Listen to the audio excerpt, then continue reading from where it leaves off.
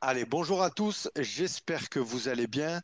Bienvenue sur After Fight. Aujourd'hui, on se retrouve pour un podcast un petit peu particulier parce que on va dire que je change un petit peu de direction sur ce podcast. On va pas parler de sport de combat, mais plutôt de sport et de santé parce que peut-être que les gens qui me suivent ne savent pas, mais je suis passionné de nutrition, de préparation physique. Et pour ça, ben, j'ai invité quelqu'un qui est coach. On peut dire aussi un petit peu préparateur physique, parce que c'est un peu le mot, j'ai envie de dire, un peu à la mode. Florian, c'est quelqu'un que je connais dans la vraie vie qui est sur une salle. Ben, je vais te laisser te présenter, Flo. Ça va être plus simple. Ok, bah bonjour déjà bonjour tout le monde. Donc oui, effectivement, moi c'est Florian, je suis bien coach sportif et j'ai 31 ans. Et donc du coup, on se connaît effectivement dans la vraie vie parce que du coup, Kevin vient s'entraîner dans la salle où je travaille, donc à Saint-Maximin la Sainte-Baume, dans le Var. Et du coup, effectivement, ça fait maintenant bientôt 8 ans que je suis coach sportif avec la double mention, donc la mention musculation et la mention cours collectif. Et donc oui, effectivement, maintenant, je m'épanouis dans mon métier depuis très longtemps et j'accueille, on va dire, tout type de public dans la salle de sport. C'est des salles de sport qui coulent, du coup, pour la cité. Donc oui, ce n'est pas quelque chose qui est spécialisé dans une approche sportive en particulier, c'est pour monsieur, madame, tout le monde. Et mais voilà, il y a tout type on va dire, de pratiquants qui vient s'entraîner, en tout cas, là-bas. Et je vais mettre un petit peu de contexte. Pourquoi la création de ce podcast? Parce qu'en fait, quand je m'entraîne, ben, on a des super échanges entre Flo et moi. Et j'ai dit, on est obligé d'en faire profiter. Donc, pour être totalement franc avec toi, je ne sais pas si on fera des vues ou pas. Mais en tout cas, sache que moi, c'est toujours un plaisir d'échanger avec toi. Et je voulais vraiment partager ça au plus grand nombre. Donc, j'ai préparé des petits sujets. Moi, je voulais savoir, Flo, aujourd'hui, pour toi, pour être en bonne santé, est-ce qu'il faut privilégier la nutrition ou le sport? Direct, je te Ok, vas-y, lance. direct, direct, tu me la balances. Ok, Ouais, d'accord.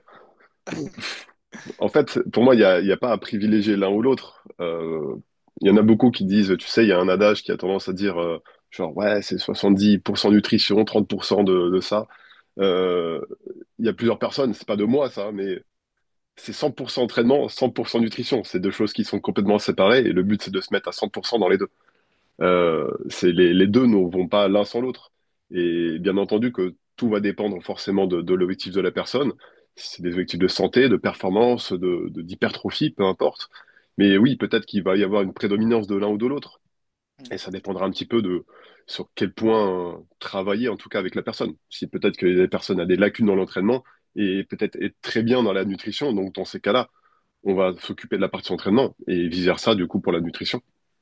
toi, quand tu as commencé à enseigner, le sport, il n'était pas autant démocratisé parce qu'on en parle beaucoup aujourd'hui. Il y a énormément de personnes, on va dire, qui sont plus mis en avant sur les réseaux pour promouvoir un peu la santé, le bien-être.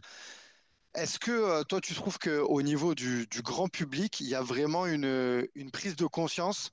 J'ai envie de parler sur la perte de poids, parce que j'imagine que la plupart des gens qui s'inscrivent en salle de sport, avant même de devenir musclés, ce qu'ils veulent, c'est perdre du poids. Est-ce que tu es d'accord avec moi là-dessus ou je me trompe? Ouais, non, carrément, tout à fait d'accord, ouais. C'est vrai que maintenant, pour rebondir un peu sur la première partie de ta question, euh, bah, quand même, quand j'ai commencé, on va dire, il y a 8 ans, il y avait déjà tous les réseaux sociaux et tout. C'est sûr que c'était pas aussi prépondérant qu'aujourd'hui, mais forcément, carrément, à l'époque, c'était déjà, on va dire, le début et il y avait déjà partout un petit peu des influenceurs, hommes ou femmes, qui pouvaient parler de leur routine de musculation. Mais c'est vrai que maintenant, on va dire, la plupart des personnes quand même ont pris conscience, on va dire, je trouve, depuis quelques années, peut-être depuis plus, on va dire, l'aspect Covid, je pense. Enfin, ça, c'est que mon avis. Mais sur la santé de manière générale, simplement, voilà, il y a un peu plus de prise de conscience de la santé du corps. Comme quoi, derrière, bah, forcément, faut l'entretenir pour pouvoir être en bonne santé au quotidien et vivre le plus longtemps possible. Donc, ouais, et maintenant, pour répondre à ta dernière partie, on va dire, de questions. Oui, bah, là, moi, derrière, j'inscris des centaines de personnes par mois à la salle de sport. Le- le- L'objectif des personnes, on va dire à 80-90% du temps, limite, c'est vraiment c'est vraiment la perte de poids. C'est des gens qui souhaitent perdre du poids. Et ça, derrière, qu'ils soient débutants ou pas, peu importe, c'est toujours cette prise de gras qui a été involontaire ou pas. Et voilà, les gens, ils souhaitent venir perdre leur gras, en tout cas accumulé depuis plus ou moins quelques années, en tout cas, ou même plus longtemps pour certains qui n'ont jamais fait de sport. Mais ouais, non, carrément, c'est vrai que c'est un constat flagrant. Ouais. C'est vraiment la perte de poids qui est demandée en numéro un dans les salles de sport. Et tu vois, ce que je trouve intéressant, il y a plein de sujets, tu vois, qui me lancent. Forcément, les personnes, voilà, ils veulent perdre du poids. Bah, déjà, faut se dire pourquoi ils sont en surpoids. Aujourd'hui, on va mettre, attention, on va pas passer pour, tu sais, des complotistes, mais faut le dire, on a un souci dans la société. C'est clairement, enfin, il y a un mode de consommation et il y a aussi la société, ce qui nous vendent. On va citer, moi, je travaille dans un magasin, tu vois. Donc, quand je regarde aujourd'hui tout ce qui est vendu, c'est la plupart des choses parce que toi et moi, on a ce point commun et c'est pour ça que vraiment, je voulais faire ce podcast avec toi et le partager. C'est qu'on se documente sur les valeurs nutritionnelles des produits, sur ce qu'il faut manger. En fait, si on écoute la société, et ça, je voulais le placer, on nous dit qu'il faut manger 5 fruits et légumes par jour. Voilà. Et quand on était petit, nos parents, ils nous achetaient des Kellogg's au déjeuner. Sauf Les qu'aujourd'hui, qu'on produits a, laitiers aussi, tout ça. ouais, ouais, ben, c'est pour ça qu'on va parler de tout ça. Franchement, même s'il faut que ça Mm. dure plusieurs épisodes, on va en parler. Mais toi, pour toi, le problème, est-ce qu'il vient plus des gens ou de la société aujourd'hui dans laquelle on vit et de quand on fait les courses? Déjà, c'est le premier combat, hein, j'ai envie de dire. C'est de pas Bah, craquer sur tous ces produits-là, les Kit Kat, les Twix, les Kinder Bueno, ouais, tu bah vois. carrément. Voilà, j'allais te dire un petit peu. Enfin, t'as un peu répondu du coup à ma place. Moi, selon mon point de vue, oui, je comprends comme tu dis. Voilà, il y a des produits qui sont mis en avant. Il y a beaucoup de marketing derrière pour attirer l'achat, en tout cas d'un produit en particulier, qu'il soit alimentaire ou pas. C'est du marketing, c'est pensé pour ça. On essaie de venir s'adresser à l'inconscient des gens en essayant de leur faire monter des pulsions pour l'achat. Et mais moi, on va dire, si je suis quand même plutôt partisan de dire que c'est vraiment de la responsabilité des gens, que ce soit la prise de poids on va dire de manière générale. Mais là, dans ce cas précis, c'est vraiment pour moi de la responsabilité des gens. Derrière, oui, certes, il y a on va dire les marques qui font tout pour qu'on puisse céder et acheter leurs produits. Mais derrière, après, forcément, il y a des moments, dans des cas d'addiction, je peux comprendre que ça peut être encore différent, parce que là, ça demandera un suivi différent et peut-être plus poussé par d'autres spécialistes ou quoi, dans un cas d'addiction au sucre ou autre. Mais pour monsieur, madame, tout le monde, pour moi, derrière, ça revient de leur responsabilité. C'est que derrière, ils vont écouter, il y a le petit ange, le petit démon d'un côté. Ah, ils vont écouter trop souvent le petit démon qui va leur dire, ah, vas-y, achète. Ils vont écouter leur pulsion, acheter du sucre, etc. Et déjà, ça, c'est une première chose. Donc déjà, de céder un petit peu à ses pulsions et ses envies de sucre ou autre. Mais il y a aussi la responsabilité des gens de se renseigner eux-mêmes. Tu l'as très bien dit toi-même. Tu as dit, on se documente, nous, on fait le nécessaire. Il y a personne qui nous oblige, certes, à le faire, mais on le fait.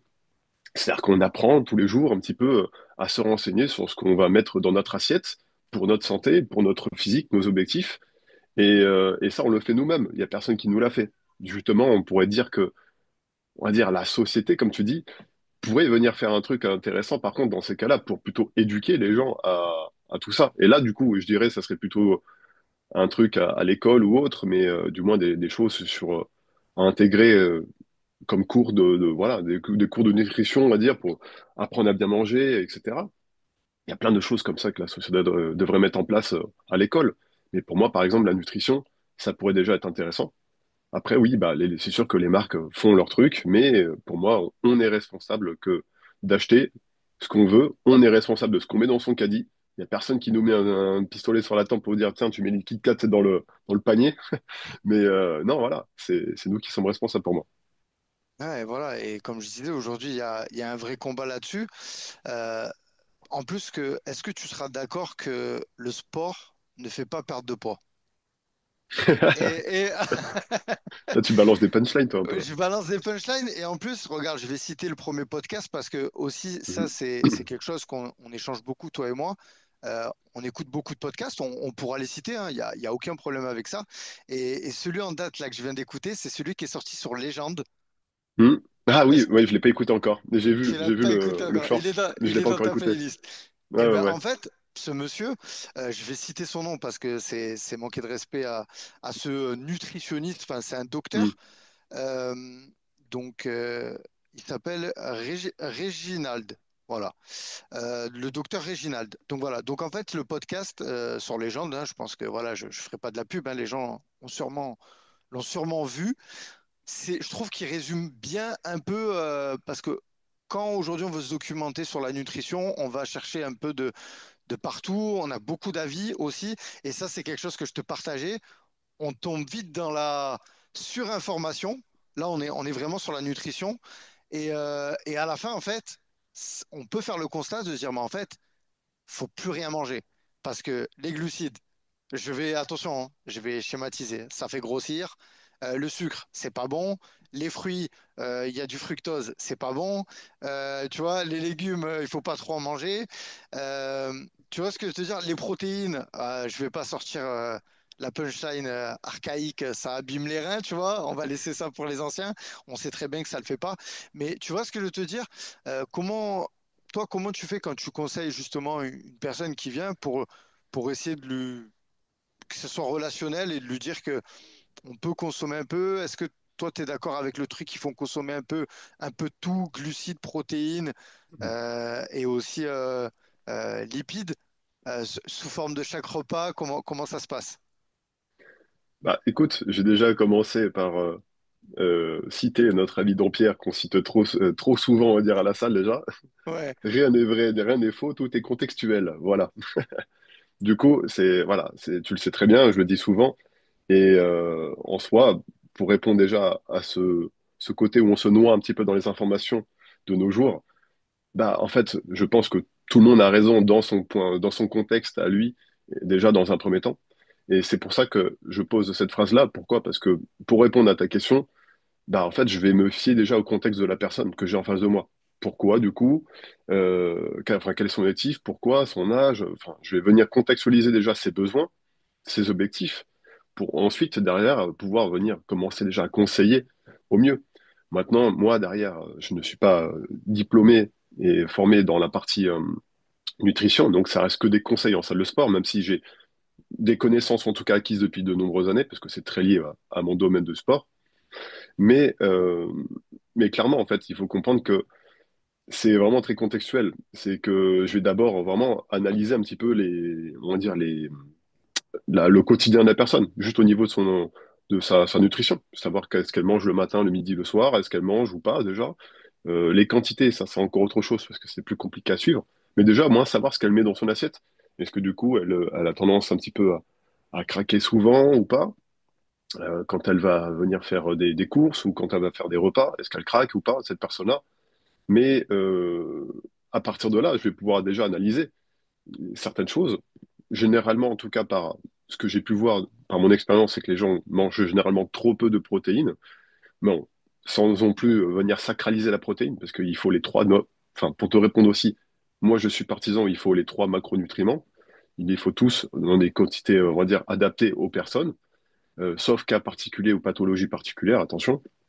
Mais dans d'un individu qui est sain, qui est en pleine forme et qui aimerait simplement perdre du poids ou prendre du muscle, peu importe, bah simplement adapter les trois macronutriments aux besoins.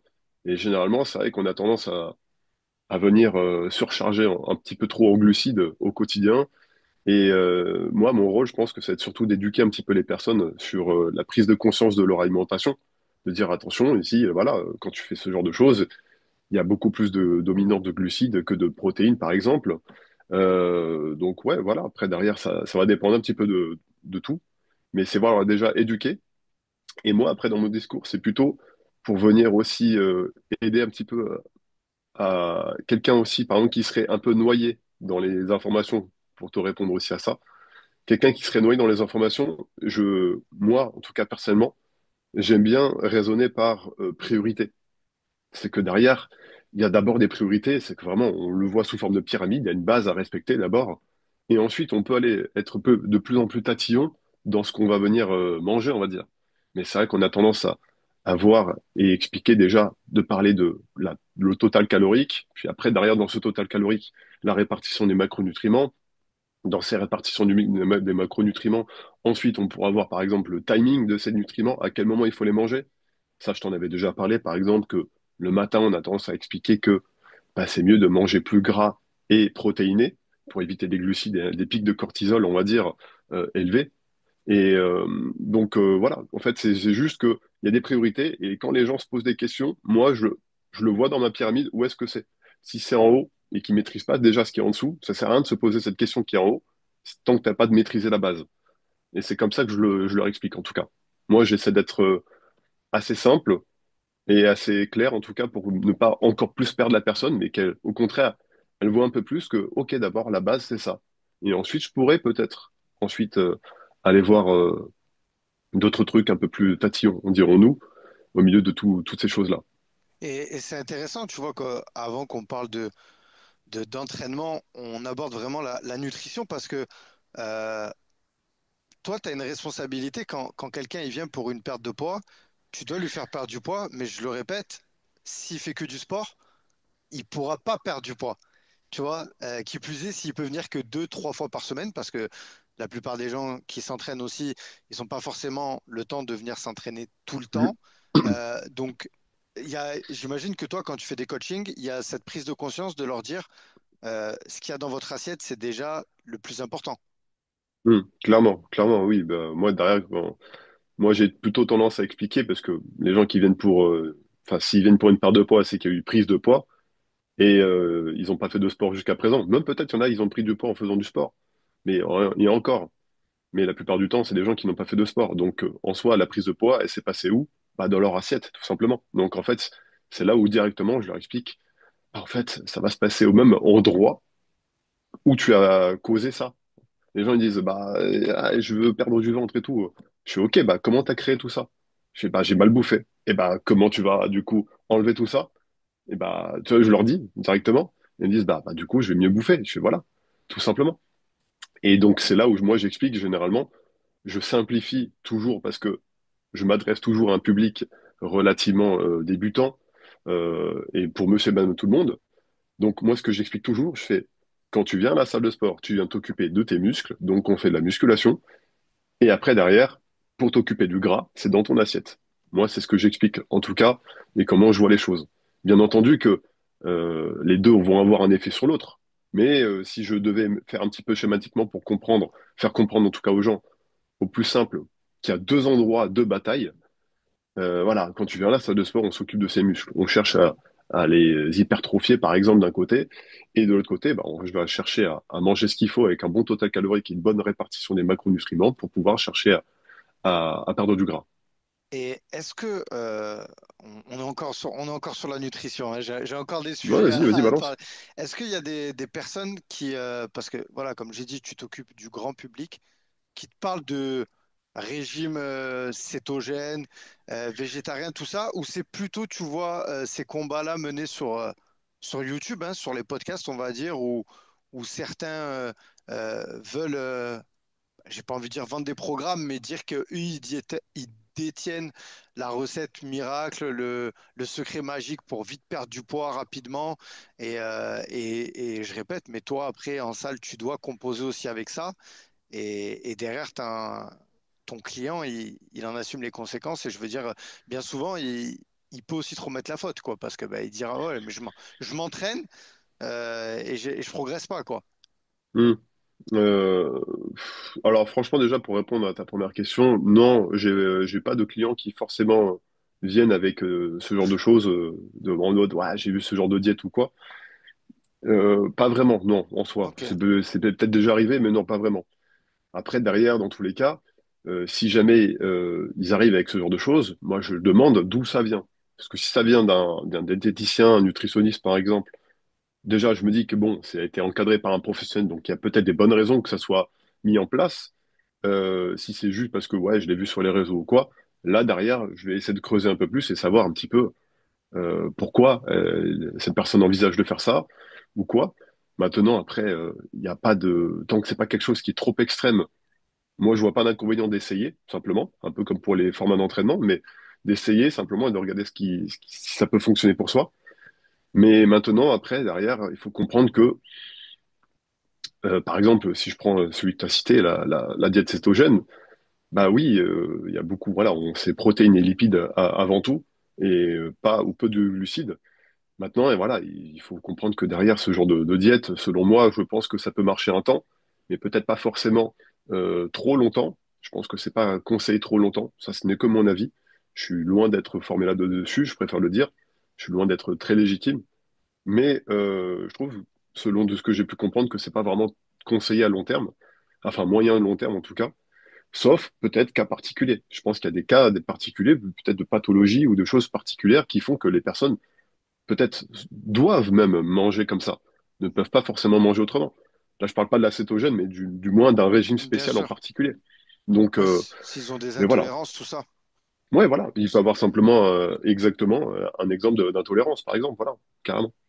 Donc, bon. Et Bon, est-ce vas-y, que toi, vas-y, excuse-moi. t'es plutôt partisan de dire il faut faire un régime ou plutôt d'un rééquilibrage alimentaire?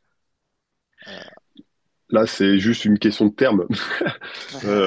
Non, mais Pour parce qu'il moi, y a des gens, aujourd'hui, quand ils veulent perdre du poids, ils disent, bah, je vais me mettre au régime. Sauf qu'en fait, ouais. non, on se rend compte qu'ils mangent mal, Hmm. qu'ils répartissent mal les produits qu'ils ont, qui font mal les courses. Donc en fait, limite, comme tu l'as dit, si en amont, il faut rééduquer la personne à faire des courses, à acheter des bons produits, à faire une belle assiette. Et en fait, tu te rends compte sur le long terme parce que moi, j'ai pu faire des pertes de poids, donc j'ai pu constater que c'est très dur de se mettre en mode régime et que psychologiquement, si tu te mets en mode régime, tu vas pas tenir. Alors que si tu dis en fait, à partir de maintenant, je vais bien manger, déjà, tu vois, ton fil conducteur, il me paraît plus grand pour aller à tes objectifs, hein, parce qu'après, tout est une question d'objectif, à quel point on veut aller, d'où on part et où on veut aller. Enfin, tu vois ce que je veux dire? Est-ce Ouais, ouais, que, bah, ouais. est-ce que Pour moi, quand un ouais. client il arrive, je lui dis non, pas de régime. Enlevez-moi ce Bah, mot, tu vois. ouais, bah, tu vois, en fait, ce que tu évoques, je suis déjà en train de dire ce que je voulais dire, c'est que pour moi, déjà, c'est juste une question de terme. Enfin, déjà, qu'est-ce que tu entends par régime? Qu'est-ce que tu entends par équilibrage alimentaire? Pour moi, je sais pas, je peux te dire des bêtises, mais il y en a qui vont vraiment différencier les deux. Pour moi, en fait, c'est juste que régime, ça avait trop une connotation négative dans la tête des gens. On va faire un régime, c'est se restreindre, etc. Donc, on a inventé le mot rééquilibrage alimentaire. Moi, je le vois comme ça. Ok, Enfin, ça, c'est que c'est mon avis. intéressant. Donc, du coup, je sais pas, moi, je le vois en mode, bah non, je fais un rééquilibrage alimentaire. Oui, bon, en fait, tu te mets au régime, entre guillemets. Après, régime, il y en a qui. Régime égale, voilà, restriction calorique. Se restreindre, quelque chose de négatif. Et c'est pour ça. Tu l'as dit aussi, c'est aussi euh, une question de, voilà, de mots choisis, parce que on peut l'interpréter et de manière négative. Et donc, si on part déjà avec un mot négatif, pour certains, ils vont pas être forcément trop partants pour ce genre de choses. Tu leur dis, je vais te faire faire un régime. Bah, il y en a, ils disent, ah non, régime, non, c'est-à-dire que j'ai plus rien bouffé et tout, c'est chiant. Si, il y en a que tu vas arriver, tu vas leur dire, tu vas faire la même chose, mais avec un autre terme, on va faire un rééquilibrage alimentaire.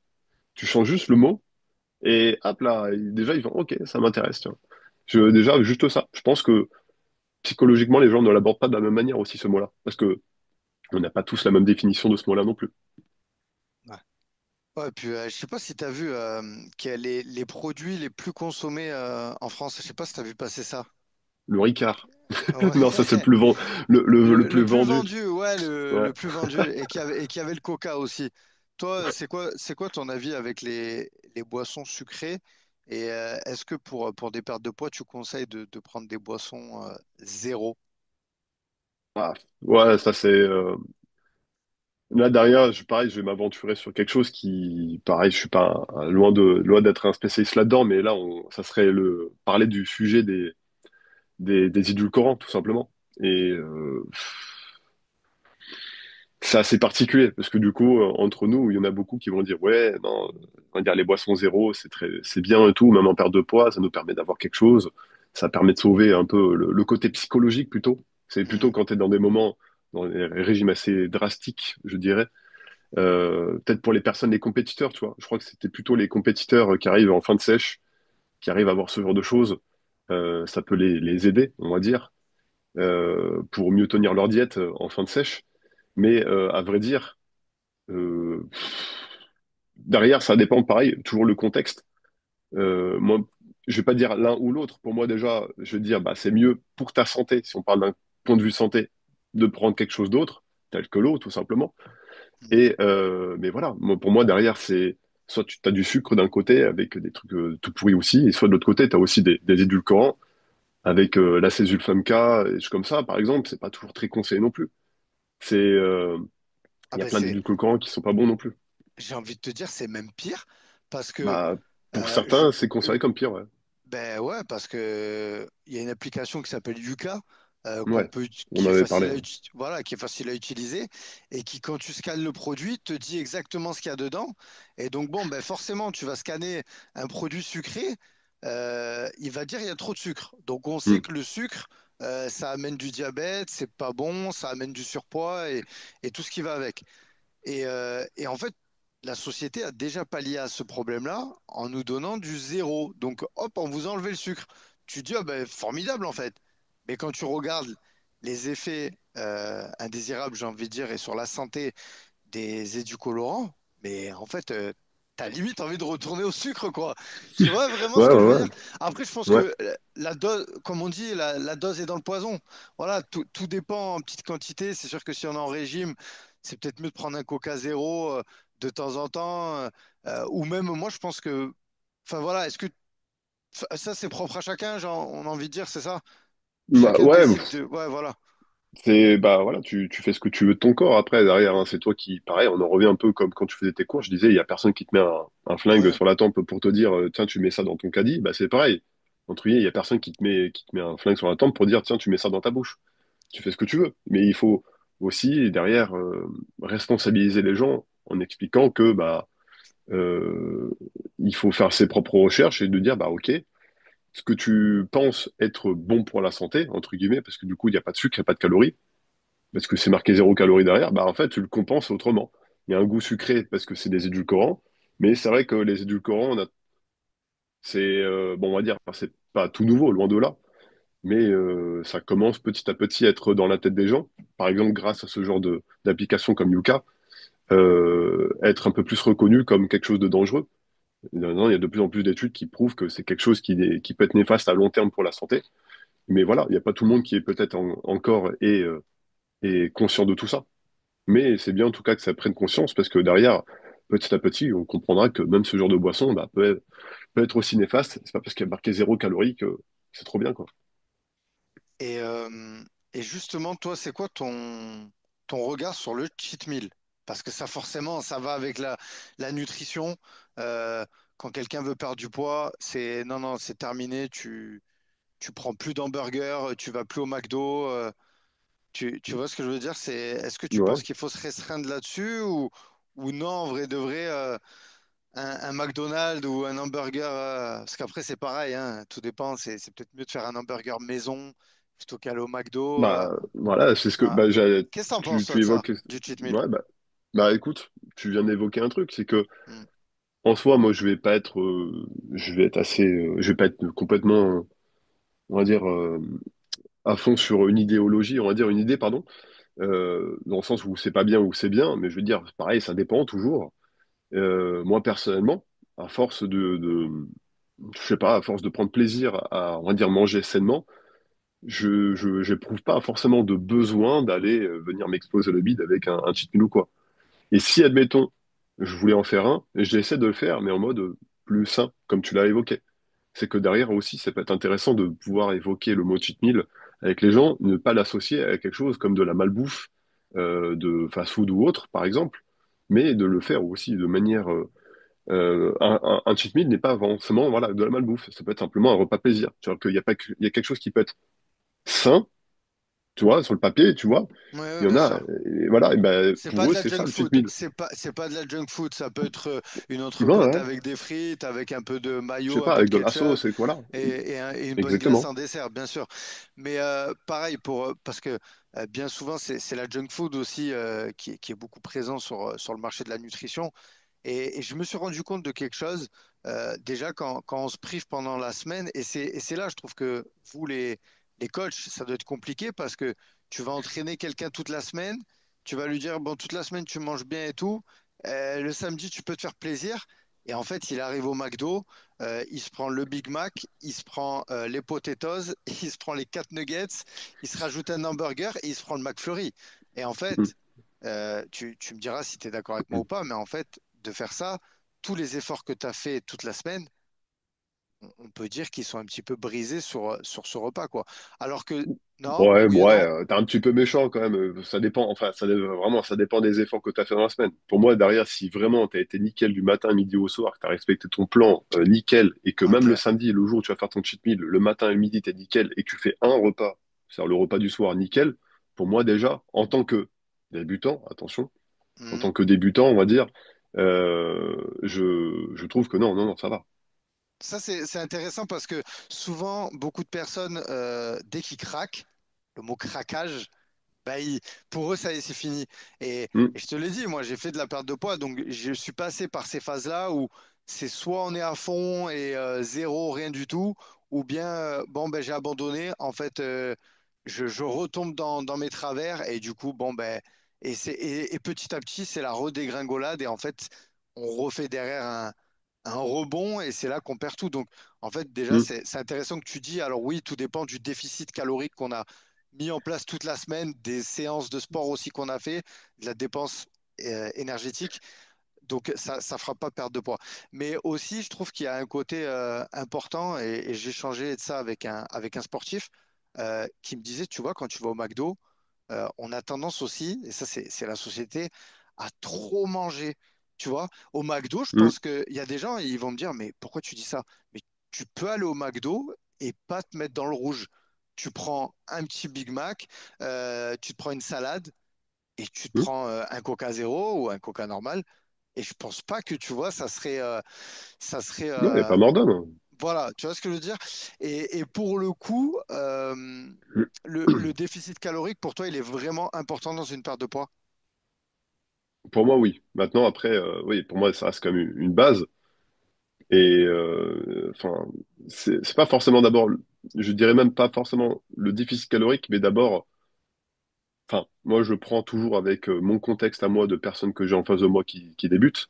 Mais c'est déjà de prendre conscience de ce que tu manges. C'est-à-dire que déjà, pour moi, hein, c'est un peu la base, c'est de pouvoir quand même un minimum, au moins déjà, pas forcément tous les jours, tout le temps et toute la vie, mais déjà sur une semaine type, peut-être compter tes calories. Tu vois, maintenant il y a les applications qui le font très bien. Il y a Hmm, Yazio et MyFitnessPal qui sont très bien. Mais pour moi, derrière, les gens ont tendance un petit peu trop à diaboliser ça et le voir de manière très négative en mode, ouais, non, c'est pas quelque chose, c'est pas bien, et tout. tout à fait. On se met à trop traquer, on devient fou, ça va créer des troubles, alors que pas du tout. Là, derrière, pour moi, il y en a un qui l'explique très bien de coach sur Internet, c'est Lucas Gouif, que je suis beaucoup, qui a tendance à expliquer que, bah, en fait, au contraire, tu comprends que ça peut t'ajouter même une liberté incroyable de pouvoir savoir ce que tu vises comme calories et où est-ce que tu en es. Parce que tu sais exactement ce qu'il y a. Tu dis, OK, bah, je dois manger, j'ai bêtise, 2000 calories dans la journée. Je sais pas, tu arrives à la fin de ton repas du soir que tu as bouffé, tu as fait matin, midi, soir, tu arrives, je dis bêtise, tu à 1800 calories et tu dois arriver à 2000. Tu peux même t'ajouter ce plaisir que tu aimerais. Tu aimerais te taper une petite mousse au chocolat à la fin. Boum, elle fait 150 calories, tu la bouffes. Tu as fait 1950 calories, tu es rentré dans tes calories et c'est bon. Donc finalement, tu vois, d'abord, faire prendre conscience aux gens de ce qu'ils mangent. Ils verront qu'ils sont soit trop au-dessus, trop en dessous, de savoir au niveau des proportions des protéines attendues. Et ils vont voir, ah ouais, putain, en fait, je mange trop, je mange pas assez, vraiment trop, trop bas. Parce que ça, c'est aussi souvent le cas, généralement chez les femmes, de manger trop peu. Et donc voilà, déjà, pour moi, ça serait déjà prendre conscience de ça. Parce qu'à partir de là, on pourra effectivement parler du déficit calorique, pour revenir du coup sur ta question. Mais ensuite, voilà, par rapport à ça, déficit ou pas. Parce qu'il y a des personnes qui, j'ai eu par exemple le cas d'une adhérente cette semaine, vraiment, cette semaine, elle est venue me voir, elle disait, ouais, mais je sais pas, j'ai pas trop tendance à perdre de poids ou quoi. Mais je lui ai expliqué qu'il y a plein d'autres facteurs à prendre en compte que le déficit est important, mais elle, pour moi, de ce qu'elle m'a rapidement évoqué, j'avais tendance à voir que elle mangeait trop peu. Elle mangeait des portions limites d'enfant, et normal que peut-être au bout d'un moment, elle ne perde pas de poids. Je lui ai expliqué qu'il y a, dans des cas comme ça, parfois, il suffit de manger plus et finalement, on repère du poids. déjà première chose, et je lui ai expliqué qu'il y a aussi, bien entendu, malgré le fait qu'on soit en déficit, qu'il y a aussi des aspects psychologiques, hormonaux, simplement qui vont faire que si on n'est pas bien dans sa tête, on sera pas bien dans son corps, et voilà, le corps va sécréter des hormones à tout va, qui vont pas aider à la perte de poids. Donc voilà, il y a tout un équilibre à avoir aussi. Donc c'est pas si simple. C'est vrai que sur la base, je dirais oui, c'est un déficit calorique qui va créer la perte de poids, mais voilà, c'est pas si simple, et c'est pour ça que c'est compliqué pour les gens de perdre du poids, je pense, de nos jours aussi, parce qu'il y a plein de facteurs. Là, moi, je suis entièrement d'accord avec toi. Moi, je trouve que c'est la base déjà de savoir un petit peu. Déjà, c'est bien de connaître son corps. À partir de combien on prend du poids et à partir de combien de calories on en perd. En fonction de ça, déjà, avec son alimentation, aussi en pesant. Et moi, l'aliment qui m'a le plus, qui je trouve est le plus flagrant qu'il a été chez moi et chez des personnes de l'entourage, c'est les glucides, c'est les pâtes. Quand on voit les quantités de riz et de pâtes, et je pense qu'on l'a tous fait, et tous les gens qui écouteront ce podcast sauront de quoi je veux parler. Aujourd'hui, on mange trop de pâtes.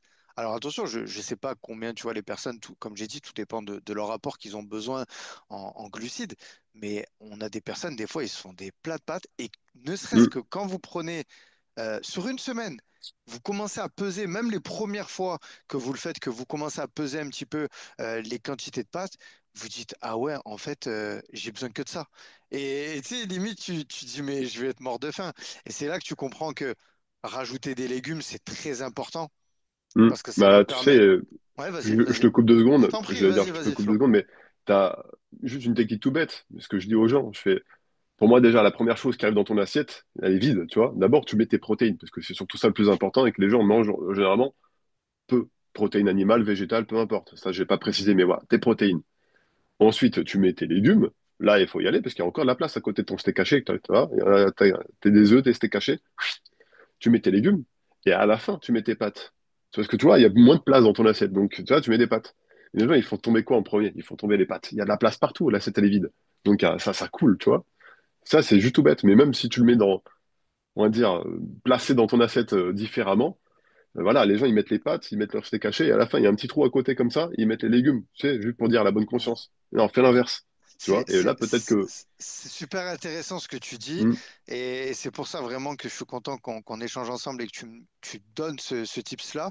Et d'ailleurs, la dernière question que je t'ai posée, que j'ai pris note, c'est aussi autant sur comment on remplit son assiette, mais hmm. aussi par quoi on commence à manger. Est-ce que tu peux nous l'expliquer ça? Parce que tu me l'as expliqué et sincèrement, tu rigoles, mais je trouve que c'est des choses qui sont méconnues du grand public. Ça, c'est peut-être un petit tips méconnu et j'ai envie de dire sous-coté. Tu diras si tu es d'accord avec moi ou pas, hein. Oui, bah écoute, sous-coté, oui, je pense, parce qu'en plus, c'est quelque chose qui peut être assez facile à mettre en place, en tout cas. Ça, du coup, on s'en était parlé tous les deux, du coup, à la salle de sport, en parlant d'un bouquin en particulier. Du coup, pour la citer, c'est Mm. Jessie Inchauspé, de son livre, c'est Faites votre glucose révolution. C'est une Française, du coup, qui parlait de plusieurs tips, on va dire, concernant on va dire, l'ingestion de glucides au moment de ses repas. Et un qui peut être très facile à mettre en place et qu'elle explique très facilement dans son bouquin, c'est simplement de manger ses aliments dans un certain ordre pour, on va dire, justement éviter d'avoir des pics de glycémie trop importants derrière. Donc, avant de parler des pics de glycémie, Ah, concrètement déjà, comment ça fonctionne? Bah, en fait, l'idéal, effectivement, ça serait de manger d'abord toute cette partie légumes, donc tous les légumes en premier, pour ensuite manger tout ce qui est protéines et lipides, et à la fin du repas, terminer par ces glucides. Juste déjà de manger cette même assiette, imaginons tous les deux, on mange la même assiette, mais tu manges dans l'ordre inverse et moi dans cet ordre que je viens de citer, on va dire, cette assiette aura pas le même effet, en tout cas sur toi et moi, en termes de pic de glycémie, pour plusieurs raisons. Déjà, la raison parce que j'ai mangé dans un certain ordre, mais bien entendu qu'il y aura aussi des raisons très personnelles, dans le sens où chaque personne réagit un petit peu différemment à certains aliments et en tout cas, et certains glucides par exemple. Mais c'est surtout parce que voilà, il y a l'ordre qui a été changé. Et rien que de manger dans cet ordre-là, les pics de glycémie sont beaucoup moins haut. Et pour expliquer un petit peu les pics de glycémie, bah, grosso modo, c'est ce qu'on sent quand on va venir manger quelque chose de sucré. Il va y avoir des pics, par exemple, si je mange des bonbons, quelque chose de très sucré, il va y avoir dans le sang beaucoup de sucre qui va arriver très fortement d'un coup, ce qui va provoquer derrière, du coup, une sécrétion de l'hormone insuline qui va venir faire baisser ce taux-là pour le faire revenir au moins à la normale. Et vu que c'est très fort, elle est sécrétée très, très fort. Et donc, il va y avoir une chute même un petit peu plus qu'en dessous de la normale. Et ce qu'on appelle une hypoglycémie réactionnelle. C'est pour ça que derrière, on peut avoir des gros coups de barre après des repas très lourds et très, surtout très sucrés. Parce que derrière, l'insuline est tellement sécrétée en forte dose que derrière, hop, ça nous met limite même en hypoglycémie avant de revenir un petit peu à la normale. Et donc, du coup, bah, pour éviter ces gros pics, bah, en fait, on peut manger certains types de glucides ou on peut les manger dans un certain ordre dans ces repas. Ce qui fait qu'au lieu d'avoir un gros pic, on va avoir un pic enfin, moins haut et plus long dans le temps. Et donc, on va aussi avoir moins de sécrétion d'insuline et aussi moins de stockage de gras à la longue. Voilà pour l'explication. Mais je suis super content que tu aies prononcé le mot glycémie dans ce podcast parce que c'est vrai qu'on commence à En en placer entendre. d'autres, hein. Ouais, on en entend beaucoup parler. Et c'est vrai que pour les personnes qui se renseignent pas sur la nutrition, ça pourrait tu sais, leur dire, mais qu'est-ce que c'est? Mais en fait, c'est quelque chose qui est très, très important dans son corps. Parce que là, j'entends beaucoup sur beaucoup de podcasts qui parlent d'études qui ont montré qu'apparemment, tous ces pics de glycémie pouvaient, au long terme, causer des maladies. Donc voilà, alors après, je suis pas nutritionniste, tu ne l'es pas non plus, comme on a dit, on n'est pas, voilà, on regarde pas. Enfin, moi personnellement, je regarde pas toutes les études, mais j'écoute des personnes qui, eux, c'est entre guillemets leur métier de regarder les études, donc ils nous partagent ces choses-là, et voilà, c'est quelque chose que j'ai entendu là-dessus, donc d'où l'importance d'essayer d'avoir ces petits tips, quoi, de pouvoir réguler la glycémie. Forcément, tu me lances là-dessus. Il y a un dernier truc que j'ai entendu là, c'est le vinaigre de cidre. Est-ce que tu en C'est ce as... que j'allais te dire. Ouais, tu sais, c'est le docteur Jimmy Mohamed lui, on Hmm. va dire, ça y est, c'est bien, tu vois, que j'allais dire, c'est le numéro un. C'est surtout celui qui est le plus médiatisé, Ouais, c'est qui a, ça. qui a un petit peu adapté le vocabulaire à monsieur, madame, tout le monde. Et c'est pour revenir à ce qu'on disait au début du podcast, c'est grâce à des personnes comme ça qu'il y a vraiment une prise de conscience. Il me semble qu'il passe même sur une radio le matin. Ouais, il est passé même sur tes PMP et tout. Enfin, bon, il est passé beaucoup sur la télé. Mais après, pour rebondir rapidement sur le Hmm. vinaigre de cidre, tu vois, typiquement, euh, je sais qu'il y a plein de bienfaits à le faire, mais par exemple, il y a aussi un bienfait pour la glycémie et pour rendre ce qui est à César aussi.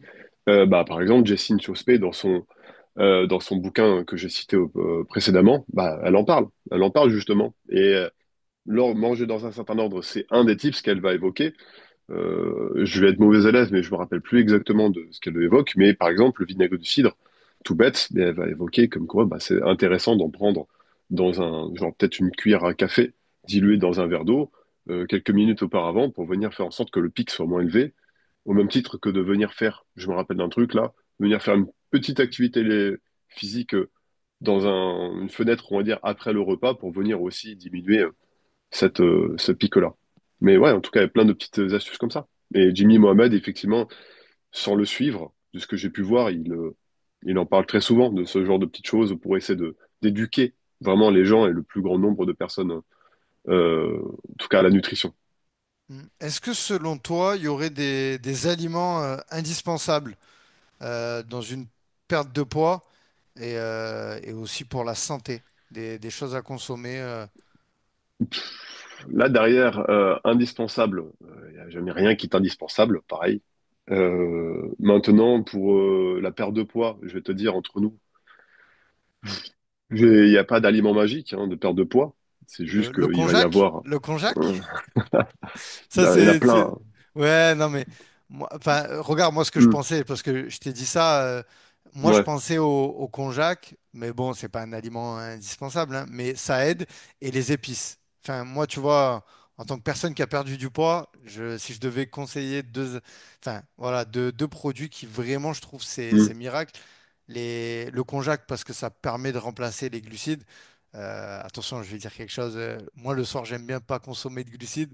Donc, tu vois, je vais priver, je vais mettre du konjac. Tu sais. Hmm. Même si on peut manger des glucides le soir, ça fait pas grossir, Ouais. n'est-ce Mais pas? tu l'as dit. Tu as dit, moi, je consomme pas le. Ah, tu vois, on en revient. Euh, Tu as contextualisé le truc. mm, Moi, je ne fais pas ça. voilà. Mais, bah, pas de souci. Ça me fonctionne pour toi et t'aimes comme ça et c'est ton mode de vie. Et les Voilà. épices pour un peu essayer de rajouter de la saveur au palais. Et Ça, c'est. ouais, vas-y, Ouais. vas-y. J'allais Vas-y, dire, en fait, rebondis. parce que tu donnais. En fait, ce que tu donnes. Enfin, c'est pour ça que j'ai pas forcément trop compris, entre guillemets, le côté de la question dans le sens où. Bah, effectivement, il n'y a pas d'aliments qui vont aider à la perte de poids. Ça aide pas à la perte de poids, en fait. Pas du moins directement. Ça va aider dans le sens où tu vas t'en servir pour éviter on va dire, de craquer ou autre. Par exemple, Bien tu sûr. dis, OK, par exemple, les épices, ouais, j'aime bien rajouter de la sauce. Mais tu dis, bah, tiens, sur mon poulet, bah, plutôt que de faire ça dans une sauce ou quoi, bah, tu vas mettre des épices dessus. En plus, c'est pas mal d'épices qui peuvent être très intéressantes pour leur aspect santé. Mais bah ouais, en fait, c'est plutôt dans un aspect en mode, bah, je vais changer. Mais en soi, l'épice en elle-même va pas t'aider à la perte de poids. Elle va juste t'aider à mieux supporter ta diète. C'est plutôt ça. Il faut plutôt le dire comme ça, en fait. Ah, tout à fait. Et Comme aussi ouais, hmm, J'allais dire, si tu devais donner un petit déjeuner à quelqu'un qui veut perdre du poids, tu le conseillerais quoi? Je dis ça parce que tu m'en as déjà conseillé, donc bah, en fait, c'est juste que je vais pas en fait, je veux juste séparer les mots dans ta phrase. Tu dis un petit déjeuner pour la perte de poids. Non, j'ai pas de petit déjeuner pour la perte de poids. C'est qu'en fait, je peux te proposer, quelqu'un qui veut prendre du poids ou perdre du poids, je peux leur proposer simplement le même petit déjeuner. On va juste ajuster les quantités sur le total de la journée ou le total dans ce repas-là. Donc, en soi, il n'y a pas de repas type pour une perte ou une prise de poids. Ça, déjà, c'est la première chose que je voulais dire. Maintenant, un petit déjeuner type, bah, je vais revenir sur quelque chose, bah, qui va être très contextuel toujours. Moi, je t'ai partagé mon petit déjeuner qui fonctionne pour moi et que j'aime bien et parce que j'ai le temps de le faire. Parce que du coup, ça demande un peu de cuisine, entre guillemets. C'est pas ouf, mais ça demande juste de faire des œufs brouillés le matin. Mais voilà, moi, je prends une tartine de pain au petit épeautre, bio en tout cas, avec lequel je rajoute une tranche de jambon, de l'avocat et des œufs brouillés dessus avec de l'huile d'olive, avec un petit peu de fromage au lait cru généralement. En ce moment, c'est du comté pour moi. Mais voilà, après derrière, il y a des personnes, donc et petit longtemps j'ai fait déjeuner ça. salé. Ça, c'est Donc important là, de le. c'est salé, et je viens de passer au salé il y a quelques mois de ça. Mais sinon, j'ai été team sucré avant, et j'ai été team avec des glucides aussi. Mais là, j'ai voulu tenter pour voir un petit peu ce que ça pouvait apporter au niveau de ma santé, peut-être et même de mon énergie le matin, de petit déjeuner sans glucides en tout cas. C'est pour ça que, enfin, du moins avec peu de glucides, avec une prédominance de protéines et de lipides. Mais sinon, pendant longtemps, moi, j'ai fait un petit déjeuner avec généralement plus de glucides. Mais pour plein de raisons, j'ai voulu essayer et changer. Maintenant, après, petit déjeuner type, bah, pour moi, c'est quelque chose qui sera trop dépendant. Toi, tu m'as dit, ouais, mais le matin, je me lève déjà tôt par rapport à mon boulot. Je vais pas te demander de commencer à cuisiner. Moi, avant, je me faisais des crêpes tous les matins, des crêpes protéinées. Mais t'as pas le temps de faire ça. Ouais, c'est Donc, clair. on en revient toujours que c'est contextuel. Ouais, Donc, faut pas- individualiser, ouais. en mode rapide, tu sais, bah, pendant longtemps, en mode rapide, je prenais du fromage blanc ou du skyr, peu importe, dans lesquels je mettais un muesli ou un granola maison ou un granola, on va dire bio, avec plein de bonnes graines dedans et des fruits à coque, etc. Comme ça, il y avait un peu de glucides et de lipides, dans lesquels je mettais un peu de miel. Puis voilà, c'est rapide. Hop, t'as pas trop le temps, 5 minutes, c'est prêt.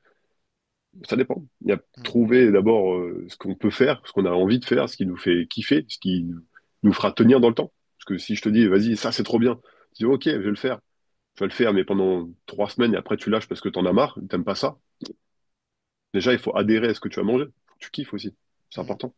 En tout cas, voilà, moi j'aimais bien parler du petit déjeuner parce que il y a aussi deux écoles. Il y a les gens qui déjeunent pas. Ça, c'était Hmm. le problème. Moi, c'était un problème hein. Pendant ma scolarité, j'étais de la team, je déjeunais pas, je pouvais rien manger. Et aujourd'hui, il y a des gens aussi qui, quand ils veulent perdre du poids, je reviens à la perte de poids, mais on leur dit qu'il faut faire du cardio-âge. Hmm. Alors, enfin, déjà, pas tout le monde supporte de s'entraîner et de s'envoyer, tu vois, du Ouais. tapis, du tapis ou courir avec le ventre vide. Et Hmm. voilà. Mais après, Voilà, c'est juste dire, enfin, qu'est-ce que t'en penses, toi? Est-ce que tu conseilles le cardio à jeun? Qu'est-ce que t'en penses? Faut Le essayer, se faire son conseiller, propre non. avis. Ouais. Bah ouais, voilà, c'est toujours la même chose en fait. Il y a tellement de choses. On entend tout et son contraire. Il y en a, ils vont te Mhm. dire c'est bien, d'autres ils vont dire c'est pas bien. Forcément, tu te dis est-ce que du coup c'est pas plus intelligent de prendre juste un petit peu de glucides? Bon là on parle du cardio à jeun, mais on peut dire même peut-être plus général entraînement à jeun. Si tu pars par exemple à la muscu, est-ce que c'est pas plus judicieux de prendre justement peut-être une petite source de glucides comme le matin, qu'elle soit pas forcément trop importante, mais du moins avoir quelque chose dans le ventre, ce qui te donne plus d'énergie. Si tu as plus d'énergie, peut-être que tu feras un meilleur entraînement. En tout cas, pour ceux qui sentent qu'il y a une différence. Parce que voilà, si tu te dis, OK, je fais ça à jeun pour faire ça à jeun, mais j'arrive, je suis complètement éclaté, je suis complètement mort au bout de 20 minutes d'entraînement, tu fais un entraînement de merde, finalement, est-ce que ça te tire pas une balle dans le pied? Donc, tu vois, on peut venir nuancer les propos. Donc, pour moi, le plus simple, c'est de faire en sorte que les personnes essayent et voient un petit peu ce qu'ils en pensent. Je sais qu'il y a beaucoup qui, le fait de ne pas manger, bah justement, se sentent plus en forme au quotidien, du moins dans la matinée. Et ça, c'est en partie dû parce que le matin, on a tendance à faire le petit-déj à la française sucré. On en revient par rapport au fait que les glucides le matin, c'est pas forcément des plus conseillés parce que justement, on a tendance à sécréter beaucoup de cortisol derrière, ce qui aura tendance aussi à amener aussi un côté, bah, tu sais, quand tu manges du sucre, pour les raisons que je t'ai évoquées, un peu du coup de digestion, d'hypoglycémie derrière, et donc un coup de barre, coup de pompe. Et donc voilà, c'est pour ça qu'on peut avoir ce genre de coup de barre en milieu de matinée. Donc, le fait de ne pas manger, les gens n'ont pas ce coup de barre et ils disent, ah ouais, mais je me sens mieux. Ah, c'est simplement parce qu'ils n'ont pas mangé de sucre. Et alors qu'en fait, il s'est fait simplement peut-être de manger, mais peut-être plus protéines et lipides. Ils ont quelque chose dans le ventre et en même temps, ils n'ont pas ce coup de barre. Peut-être que tu vois, on peut venir aussi faire cette option-là. Et à la dernière option, bah, en fait, de ne pas manger, il y en a, ils vont se dire, ok, c'est très bien, j'aime bien et finalement, je me sens bien et même, j'ai pas ça n'impacte pas mes performances à la salle. Alors pourquoi pas? Mhm. Maintenant, Ouais, il faut voir sur du moyen terme et long terme. bien sûr, parce que beaucoup, voilà, beaucoup de personnes mettent de l'importance à ce petit déjeuner. Moi, je trouve qu'il y a aussi le timing des repas, les heures à laquelle on mange. Et je vais surtout parler du soir. Après le midi, bon, ben, le midi, en même temps, on mange quand on peut, quand on a le temps, au boulot. Il y a des personnes qui mangent à midi pétante et d'autres qui mangent à 15 heures, tu vois. Un petit clin d'œil à toi, Flo, qui mangeait toujours ta gamelle tard, tu vois. Non, mais ça, Ouais, c'est propre à chacun. ouais, ouais, carrément. Est-ce que tu penses quand Hmm. même que le soir, ça a une importance de manger tôt? Parce qu'on va parler après la nutrition, moi j'ai envie qu'on parle du sommeil un petit peu, qui joue un rôle très important, Ouais. que ce soit sur la perte de poids et sur la prise de masse, la prise de muscle et tout ce qui va avec, et la santé Hmm. en général. Donc voilà, est-ce que manger tôt le soir, c'est bien? Qu'est-ce que t'en penses, toi? Sachant que Bah, moi, en fait, moi j'essaye en ce moment de je vais vraiment de manger encore le plus tôt ouais, possible. Ouais, vas-y, nuance. Ah, vraiment, Don Pierre, il je vais t'a nuancer piqué, un tout hein? petit peu dans le sens où Hein? non, mais alors en fait, j'aime bien Dompierre parce que du coup, j'ai tendance à même avant de le connaître, j'avais tendance déjà à beaucoup être, tu sais, Ouais. même avant, il y a longtemps, je me fais une petite remarque vite fait. Bah, à chaque fois qu'on me pose une question de muscu ou nutrition, je dis toujours, ça dépend. Hmm. Bah ouais, ça dépend toujours de plein de choses en fait. Et j'avais tendance à dire ça. Et le fait d'avoir connu Dompierre, bah, j'ai pu aussi voir bah, sa manière et sa mécanique de réflexion, pour citer ces termes, sa mécanique de réflexion. Et il y a beaucoup de fois où ça ressemblait déjà beaucoup à ma manière de penser, en tout cas. C'est pour ça que je le cite souvent. Et que tu as lu Mais tous ses en- livres aussi. On pas peut le encore, parce que du préciser. coup, le dernier, Ouais, je le l'ai, dernier. j'ai son dernier, justement par rapport au contexte, quoi. Mais je l'ai pas encore lu. Je l'ai, il est sur la table de chevet. Et c'est Donc, bien parce que tu, tu partages, ça c'est plutôt le côté business, le côté entrepreneur. ouais, pas Euh, que. oui, pas que, mais tu le mets dans le Tu le sport aussi, quoi. transvases. Bah, bien Voilà. sûr, en fait, non, mais ce qui, lui, il a tendance à dire, c'est que les mécaniques de réflexion qu'il essaie d'apprendre, et là, en plus, il a sorti sa chaîne YouTube où il explique un petit peu des cas assez particuliers, bah, il nuance toujours les propos, ses propos à lui, il essaie de faire aussi, de challenger les gens à nuancer leurs propos. Euh, et ça, c'est super intéressant, mais c'est pas que pour le côté business, hein, c'est pour le côté vie quotidienne, tout simplement. Donc c'est pour ça, là derrière, maintenant, je nuance encore un petit peu les propos pour la nutrition le soir, dans le sens où tu dis, il faut manger le plus tôt, mais ça dépend toujours du rythme de vie de quelqu'un. C'est en fait plutôt par rapport à quoi? Parce que derrière moi, tôt, c'est peut-être 21 heures pour moi, et peut-être que toi, derrière, c'est 18 heures, et peut-être que toi, vu que tu travailles tôt le matin, tu dois Hmm. te coucher tôt. Mais moi, je travaille plus tard le matin, donc je peux me coucher tard. Oui, oui, Donc je parlais finalement, plutôt à je l'heure mange à et laquelle où tu trois vas te heures après, je coucher. suis au lit. Ouais, peut-être qu'imaginons, j'ai bêtise. Si je mange à 21h et 3 heures après, je suis au lit, bah, du coup, finalement, je me couche à minuit, j'ai mangé à 21h. Mais sauf que si tu manges à 18h et que toi, derrière, à 21h, tu es au lit, bah, on a fait la même chose. Donc, c'est plutôt, pour répondre à ta question, ce qui importe, je pense, c'est surtout le moment du repas et le moment du coucher. Voilà C'est vraiment, le temps de digestion.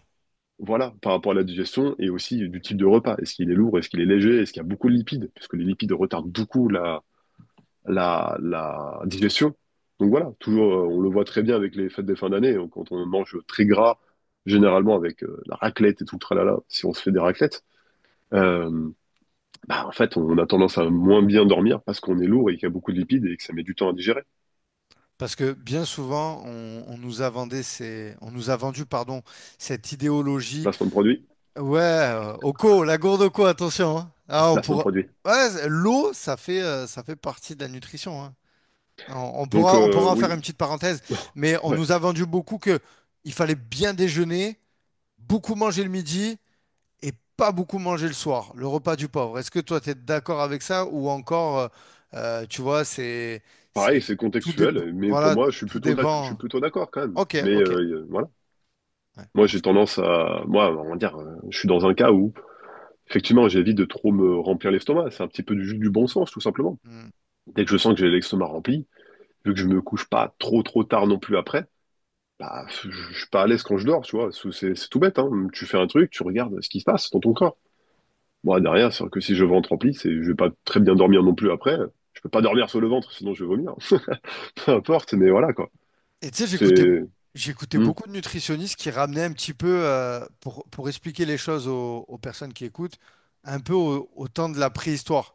Tu vois, que hmm, à l'époque, alors tu sais, je répète ce que disent certains, mais à hmm. l'époque, l'homme, il vivait de la cueillette, tout ça. Enfin, il n'avait pas autant à manger. Tu vois, il y a des soirs où il mangeait pas, tout simplement, et c'est pas pour autant que tu vois, il était en Ouais, mauvais. ils sont vivants quand même. Ça, après, Voilà, derrière, bah, c'est un peu exactement. la même chose avec le matin. Finalement, ils faisaient un jeûne, mais le soir. Ils faisaient le Ouais, jeûne intermittent du soir. Et là, effectivement. maintenant, on a tendance à faire le matin. Mais en soi, il y a pas mort d'homme. Le corps est fait pour tenir aussi, hein. Il y a des gens qui font des jeûnes de 2, 3 jours, d'une semaine, voire même plus, pour des mecs encore un peu plus chauds. Ouais, Mais ouais, ouais, voilà, bien sûr. c'est vraiment chaud. Euh, Vu qu'on est toujours sur la nutrition, on parlerait un petit peu des compléments alimentaires. Quel regard tu as là-dessus? Toujours quand tu conseilles à quelqu'un qui vient à la salle, voilà, qui veut faire une perte de poids, Hmm. monsieur, madame, tout le monde, hein, je parle pas de Bah ouais, forcément, c'est ce que j'allais te dire. J'allais dire, voilà. moi, du coup, c'est monsieur et madame tout le monde. Est-ce Et qu'il faut prendre des compléments? Est-ce que c'est obligatoire pour pas du être en tout. bonne santé? Est-ce que c'est obligatoire pour perdre du poids, pour prendre du muscle? Il faut que j'achète un pot de protéines, il faut que je prenne de la créatine parce que c'est le complément le plus testé. Est-ce que je dois prendre du collagène pour Ouais, mes c'est safe, c'est articulations? très bien. Euh, alors déjà, bah, quand j'ai monsieur et madame tout le monde face à moi, déjà, généralement, je vais leur dire de se calmer un petit peu et de leur dire que, bah voilà, en fait, on en revient un petit peu sur ma À qui, pyramide de nutrition que j'ai à qui cool, rapidement on vend évoquée pas de tout à l'heure. compléments en plus. Bon, du moins qui coule un maximum, mais bientôt, bientôt. On va voir, on va s'y mettre. Mais en tout cas, oui, voilà, je reviens un petit peu sur la pyramide de priorité. Pour moi, bah, les compléments sont tout en haut. Les compléments sont tout en haut, c'est-à-dire qu'en fait, ça sert à rien de poser la question des compléments si jamais tu as pareil, en dessous, tu n'as pas maîtrisé la base. Voilà, donc les compléments sont tout en haut. Donc déjà, non, c'est loin d'être obligatoire. Et si, admettons, tu as vraiment tout bien fait et que, admettons, tu sens que ça peut stagner, à la rigueur, on commencer à envisager les compléments alimentaires. Donc déjà, ça, c'est la première chose. Et vu que bah, tu accueilles monsieur et madame tout le monde, bah déjà, de base, si on peut leur faire maîtriser au moins la première base de la pyramide, ce serait déjà bien. Et donc voilà, moi, mon combat est dessus. Donc je leur explique simplement que ça sert à rien de penser à ce genre de choses. Et j'essaie de les éduquer à leur faire comprendre que ce n'est, ce qu'ils le voient un petit peu, j'exagère, comme quelque chose de magique. Et comme quoi, c'est ça, vraiment ça qui va déclencher une progression pour la prise de poids, perte de muscle. J'ai inversé, Ouais. perte de poids, prise de muscle, pardon. Mais voilà, déjà première chose. Et maintenant, après, j'ai aussi tendance à, moi, après là, c'est à titre personnel, tendance, on va dire, de plus en plus à m'en écarter petit à petit, du moins de l'excès de compléments alimentaires, dans le sens où on avait tendance à prendre tout plein de trucs à tout le temps, à tout va, et de vendre comme quoi ça, c'est trop bien pour les performances, pour ci, pour ça. Et j'ai tendance à revenir sur des choses plus simples. Et c'est là, et là, derrière, c'est aussi pour faire un parallèle sur ce que tu as rapidement évoqué, et finalement, on n'a pas répondu tout à l'heure, tu parlais d'aliments conseillés ou quoi, pas pour la perte de poids, mais de bons aliments à conseiller. Et là, je fais un parallèle avec les compléments alimentaires, avec ça, pour citer du coup quelqu'un que je suis beaucoup sur les réseaux, il s'appelle Mario Bracco. C'est le fondateur du coup d'un site internet qui s'appelle les Super Aliments. Donc on a tendance, ces Super Aliments du coup tout attaché avec le aliments à Z. Et du coup lui il est culturiste depuis de nombreuses années et il fait l'apologie, on va dire on va dire l'apologie est un grand mot, mais il explique comme quoi bah on a tendance un petit peu à voir les compléments alimentaires comme des bonbons, on a tendance à les prendre comme ça à tout va, sans vraiment savoir si on en a vraiment besoin. Et que, bon, après, il y a aussi la faute bah, de tout ce qu'on voit sur Internet, banaliser ça, de dire, OK, vas-y, tu prends tes gélules, mais est-ce que vraiment tu as besoin de ton magnésium? Est-ce que vraiment tu as fait des tests pour regarder si tu étais vraiment en carence de ça, ou de ci ou de ça? Donc, c'était là, c'est très intéressant d'avoir ce point de vue un peu total à l'inverse. Et lui, donc, il préconise pas de compléments alimentaires synthétiques. Lui, il parle pas de compléments alimentaires, mais d'aliments complémentaires. Et ça, c'est In- super intéressant. Intéressant, ouais. Ouais, et c'est là où justement lui, il parle beaucoup de certains super aliments. Il y en a des bruts comme ça. Le plus connu, je pense, c'est la spiruline. Spiruline qui est super intéressante pour tout ce qu'elle apporte en vitamines et minéraux. Mais lui aussi, en tant que naturopathe et herboriste, il crée des compositions pour venir aider certaines fonctions du corps à mieux fonctionner, les fonctions digestives, hépatiques, nerveuses, etc. C'est très intéressant. Et ça, voilà, c'est tout ça, c'est avec d'un point de vue naturopathie, avec des plantes, des champignons, peu importe, je sais plus exactement ce qu'il y a dedans, mais c'est super intéressant. Et ça, moi, j'ai tendance à même en consommer depuis plusieurs années, et je sais que ça m'aide beaucoup, parce que finalement, par exemple, si je fais encore un lien avec la nutrition et les compléments alimentaires ou quoi, il y a une chose et un adage qu'il a tendance à répéter. On a tendance à dire on est ce qu'on mange, et lui, c'est on est ce qu'on assimile. C'est-à-dire qu'en fait, Mhm. même si je mange tout, si j'assimile rien derrière au niveau digestif, pour faire le lien dessus, bah, ça sert à rien. Et c'est pour ça que de temps en temps, là, typiquement, pour citer une de ses compositions, il avait sorti une composition sur tout ce qui est la sphère digestive. Quand tu es hyperbologné ou quoi, moi qui mange beaucoup, bah, franchement, c'est super intéressant de pouvoir assainir un petit peu son microbiote intestinal et tout. Et tu fais des cures de 10 jours, et ça fait beaucoup de bien. Déjà, tu es beaucoup moins ballonné, etc. Et tu sens que tu manges mieux, et que tu dois mieux assimiler derrière. Et donc, il y a beaucoup de choses qui vont être utilisées par ton corps de ce que tu manges. Tes niveaux de testo ils vont augmenter, etc. indirectement. Donc, finalement, ça va t'aider, tu vois, tout ça. Donc, finalement, ce sont des aliments complémentaires qui vont t'aider à une bonne santé, mais aussi, quelque part, une bonne santé va t'apporter des bons niveaux de testo, et donc, du coup, à la prise de muscle ou la perte de poids, peu importe. Donc, tu vois, vraiment, j'ai fait un lien assez long. Mais ces compléments alimentaires qu'on a tendance à proposer, je vais de moins en moins vers dessus et je vais plutôt vers des choses plus naturelles et saines, vers ce genre de compositions qui, je sais, vont m'aider en tout point, pas que pour l'aspect sportif en tout cas. C'est super intéressant ce que tu abordé là, parce que c'est vrai qu'avec l'explosion un petit peu des réseaux sociaux, des youtubeurs, du feed game, tout ça, ben, des placements de produits à tout va. Voilà, tout le monde qui suit son, ouais, je vais dire son influenceur ou son coach sur YouTube, il le Mm, voit faire du sport, il a un partenariat avec une grande marque de nutrition et forcément, il va vous recommander de prendre ça, ça, ça. Et tant en vrai, en off, il prend pas ça. Et récemment, je vais me faire un petit peu de pub. J'ai fait un podcast avec Vincent Dutili, qui est mm, un coach, qui est un coach en bodybuilding et, euh, et justement qui a fait de la compétition, tout ça.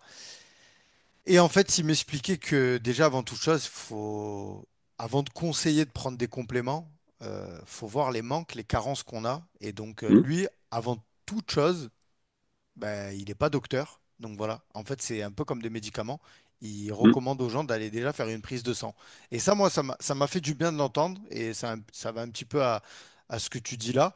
Et je voulais aussi rebondir sur un autre que, d'ailleurs, il y a un podcast qui va sortir avec lui prochainement. C'est Vincent Issartel, que j'aime beaucoup. Et qui, lui, clairement dit qu'il a jamais rien pris. Mis à part peut-être du booster, tu vois. Et quand tu Mhm. vois le physique qu'il a, donc parce que beaucoup de personnes aussi pensent que les compléments t'aideront à avoir un beau physique. Et aussi, on nous dit, oui, aujourd'hui, ça, par contre, il y a une part de vérité là-dedans, j'ai envie d'y croire, que la nutrition qu'on a aujourd'hui, elle est moins riche qu'à l'époque. Mm, Parce que l'homme, clairement, il a bah, les sols, les légumes, on voit qu'il y a beaucoup de choses qui sont moins riches mhm. en, bah, tu vois, comme les oméga 3, le magnésium, enfin voilà, la vitamine D, même si nous, on a la chance d'habiter dans le sud et on a du soleil 11 mois dans l'année sur 12. Ouais, euh, pas en ce moment, non, calme-toi, hein. Ouais, ça va. Moi, il y a le soleil. Moi, il y a un petit peu le soleil quand même. Il y a un rayon. Ouais, ouais, un petit peu aussi. Je pense que Ouais. je vais aller courir sous la pluie tout à l'heure, moi. Et, euh, Bref. et en fait, voilà. Donc, on a tendance à surconsommer ces compléments et Mm, surtout aussi, c'est que ça nous prend de l'argent, hein. Donc, voilà. mhm. Mais si tu avais un top 3 quand même, si tu te prêtes au jeu, je te demande ton top 3 des Ok. compléments que tu conseillerais à quelqu'un qui vient, qui me coule et qui dit, bien sûr, après avoir, forcément, s'il a été faire s'il n'a pas de carence, tu vois, qu'il est impeccable sur tout, qu'il mange Oui, oui. bien et qui veut quand même se complémenter, tu lui conseillerais quoi? Alors, je vais pas forcément les mettre genre un 2 3. Enfin, pour moi, top 3 c'est les trois au même niveau, mais je vais en citer trois que je trouve pour moi les plus importants. Oméga 3, vitamine D, magnésium. Et quand tu regardes, il n'y a rien au niveau de tout ce qui est plus classique, les whey, les créatines ou quoi. Parce que derrière, c'est quelque chose qui va t'aider pour ta santé Hmm. et, euh, et indirectement bah, aussi pour tes performances, tu vois. Si t'es en meilleure santé ou quoi, voilà. La vitamine D va t'apporter tellement de choses dans ton corps. Le fait d'avoir des bons niveaux, ça va t'aider à beaucoup de choses. Et pareil pour les oméga 3, voilà, moins d'inflammation, etc. Ça, pour moi, voilà, vitamine D, oméga 3, magnésium, je trouve que c'est un peu les trois incontournables. C'est pas nouveau, il y a plein d'autres personnes qui pourront être d'accord avec moi, je pense, parce que c'est ceux qui sont les plus mis en avant et parce que du coup, justement, c'est ce qui est le plus nécessité par ton corps, en tout cas. On a parlé de la nutrition. Est-ce que tu as quelque chose à rajouter là-dessus ou pas forcément? On pourrait continuer Oui, c'est sûr tellement que. longtemps, c'est sûr, Hmm. mais ouais, non, là derrière, en soi, non, j'ai pas grand-chose à évoquer, parce qu'on a déjà évoqué pas mal de Hmm. choses, mais forcément, ouais, c'est bien. Il y a le sommeil qui est important. Ça, je pense Mm, qu'aujourd'hui, ça, c'est plus rentré dans les mœurs. Aujourd'hui, tout le monde le sait que bah, quand vous avez mal dormi, bah, vous êtes fatigué. Et si vous êtes fatigué, vous avez plus envie aussi de manger n'importe quoi. Ça a été, oui, c'est vrai. tu vois, on va plus se rabattre sur du sucre. Donc, on peut le dire, pour optimiser sa santé, pour être en forme, le sommeil, c'est très important. Et Absolument. on peut faire la petite transition avec les lumières bleues. Euh, Mm, Ça, c'est le problème, hein. Et moi, je trouve que sur les podcasts et tout ce que je regarde, c'est vraiment, mis à part, voilà, de prendre son téléphone le soir et le mettre dans une boîte et de ne pas avoir de télé chez soi et de lire un mm, livre ou de parler avec la personne avec laquelle on vit, c'est la seule chose qu'on peut faire vraiment parce qu'en fait, de ce que j'ai entendu, et tu me diras ce que tu penses, mm, mais il faut vivre un peu comme les hommes à l'époque. Ça veut dire, ben, quand le soleil se lève, l'homme il se lève, on va mm, travailler, et quand le soleil se couche, théoriquement, on devrait aussi se coucher. On ne devrait pas avoir encore cette exposition à la lumière qui en fait envoie. C'est avec la mélatonine et tout, hein, c'est bien plus ouais, compliqué. c'est ça, ouais. Tu vois ce que je veux dire? Mm. Vas-y, je te laisse en parler un petit peu, parce que je pense qu'il y a des personnes. C'est quelque chose d'important quand même. Ouais, bah oui, c'est important, forcément, parce que ça va être un énorme facteur, du coup, de santé, en tout cas de meilleure santé physique, mentale ou autre. Mais c'est tellement encore, pareil, multifactoriel que voilà. C'est-à-dire que tu peux venir, si tu veux, jouer au jeu de je coupe les écrans, etc. Mais c'est pas pour autant que forcément tu vas bien dormir derrière. Bon, un truc tout bête, mais c'est tellement évident, mais forcément, déjà, la qualité de ta literie va pouvoir y faire, la température de ta pièce. Enfin, tout ce que je vais citer, c'est des choses qu'on a déjà entendues maintes et maintes fois. Mais voilà, c'est toujours important d'en parler. Mais pour faire le lien avec ce qu'on a dit tout à l'heure, bah, éviter de manger peut-être beaucoup trop lourd et trop près, du moins, de son heure du coucher. La lumière des écrans. Euh, Même après, par exemple, ça je sais, je l'ai appris avec Mario Braco, mais par exemple, le fait de le soir, c'est plutôt manger des glucides qui va être important. Donc un peu moins de prédominance de protéines et de lipides, mais un peu plus de glucides. Parce que du coup, les protéines en excès peuvent aussi, derrière, je vais dire des bêtises, mais je crois que c'est avec le tryptophane Ouais. dedans, ça va venir compromettre, on va dire, un petit peu l'arrivée de la mélatonine. Et donc, du coup, voilà. Donc le fait peut-être de manger un peu moins protéiné le soir peut aider. Donc les écrans, après derrière simplement, il y a plein de choses. Ouais, Il y bah déjà, a, déjà c'est pas mal, hein. Déjà, mais non, mais c'est. même tout bête, même si c'est ceux qui ont, je sais pas, moi c'est mon cas, le sommeil sensible au niveau de la luminosité et du son. Je sais très bien que moi ça peut m'arriver. Moi personnellement, c'est bizarre, mais je dors avec un masque de nuit. Même si je ferme Ok. les volets ou quoi, il peut y avoir un peu de lumière. Ça va être juste, je sais pas, moi ça peut m'apaiser et ça me permet d'être dans un noir total. Et même parfois, ça peut m'arriver en fonction des envies, de mettre même des boules caisses, tout simplement. Ouais, bien sûr. Bien sûr. Non, Donc ce genre de ok. choses peuvent venir aider. En tout cas, avoir un meilleur sommeil. Mais bon, c'est pareil, l'activité physique trop tard le soir. Mais voilà, simplement aussi enlever la moindre stimulation. On parle des stimulations des écrans, avec venir stimuler ton cerveau avec, je sais pas, en scrollant ou quoi. Ça stimule en envoyant des signaux assez positifs, on va dire. Alors qu'il faudrait commencer à faire l'inverse. Et voilà. Et maintenant, pour terminer avec la lumière que tu as évoquée, bah oui, derrière, on le voit aussi, on en avait parlé aussi ensemble, bah, au mieux, bah, forcément, se mettre et s'exposer à la lumière du matin au lever du soleil, et à l'inverse pour on va dire le soir. C'est pour ça que, par exemple, même il y a des petits hacks de ce que j'ai pu comprendre de personnes et dans des podcasts que j'ai pu entendre, des petits hacks avec les lumières chez soi le soir, éviter d'avoir des lumières, des plafonniers, mais plutôt d'allumer les lampes qu'on met à hauteur de tête, parce que c'est plutôt une lumière rasante qui est en bas, parce que du coup, le cerveau il pourrait interpréter une lumière au plafonnier comme le soleil, donc quelque chose qui dit, ah, il fait encore jour, quoi. Donc là, une lumière plus basse, on dit, ah, c'est la fin de journée et c'est l'heure de se coucher. C'est pour respecter un peu plus le rythme circadien du corps. Donc voilà, genre ce genre de petits hacks aussi peuvent venir aider. Et je voulais parler d'un petit dernier sujet. Hmm. Je redirigerai les gens d'aller écouter ça. C'est Vincent Foulonneau, euh, le numéro un J'étais sûr que t'allais parler. de l'expert en vieillissement, ben, parce on en a beaucoup parlé ensemble. Donc déjà, je redirige les gens à aller se documenter sur cette personne. Il y a des super podcasts qu'il a fait sur biomécanique et sur d'autres chaînes. Vraiment, allez regarder, c'est très très intéressant. Vous y apprendrez beaucoup de choses. Et on en a un petit peu échangé, toi et moi, Flo. D'ailleurs, des choses que tu as mis en place. Voilà, parce que le but, c'est pas de répéter tout ce que ce monsieur a dit. J'invite vraiment les gens à aller l'écouter parce que c'est des choses qui sont intéressantes et qui peuvent vous aider et, euh, et surtout pour ralentir son vieillissement. C'est ça qui est intéressant. Voilà. Hmm. Euh, on a parlé d'alimentation. Moi, j'ai envie qu'on parle des casseroles et des ustensiles. Tu sais, Ah oui. on va pas vous faire des placements de produits. Il y a pas Voilà, de... directement, bam, et les mecs Non, qui mais passent d'un sujet à moi, l'autre, quand... on parle de pas de casserole et de. Voilà, on va faire des réunions super bientôt. c'est- À mort le plastique. Non, mais c'est vrai, parce que à la base des bases, les gens, ils iront écouter le podcast hein, vraiment qu'il a fait Hmm. sur biomécanique, mais il parle de la fertilité. Et en fait, ils ont des vies sur comment on appelle ça? Pas les Les micro. perturbateurs endocriniens. Merci, j'ai toujours du mal à le dire. Et ça, bah, c'est comme, tu vois, c'est comme la glycémie. Je suis vraiment content qu'on arrive à le caler dans ce podcast. Parce que je trouve que c'est vraiment des choses sous-cotées.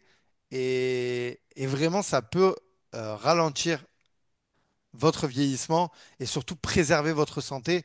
Et Ouais, surtout qu'elle est chère aujourd'hui, la santé. Donc voilà. ouais, Donc, carrément. est-ce que tu peux nous dire un petit peu ce que tu penses de tout ça et de ce que tu as appris avec ce monsieur qui est le numéro un du vieillissement. Écoute, bah, c'était encore un podcast très intéressant et très, très fourni en informations. Mais ouais, c'est vrai que Vincent, du coup, il est enseignant-chercheur, quelque chose comme ça. Biologiste, Et ouais. Ouais. ouais, donc du coup, biologiste aussi, Pas ouais. idéologiste. Attention, ce Non, n'est pas j'ai des dit idées. biologiste, Oui, non, mais je parle biologiste. Je sais que... pour les Ah, gens qui écouteraient. Ce qu'on parle là, d'accord. c'est pas des idées. Non, C'est non, la non. science qui parle. Voilà. Voilà, il est enseignant, du coup, il adore aussi, il est sportif Mm. lui-même aussi. Il aime bien tout ce qui concerne le vieillissement. Et je sais qu'il adore tout ce qui est mitochondrie, pour parler un petit peu de ce qu'il évoque souvent.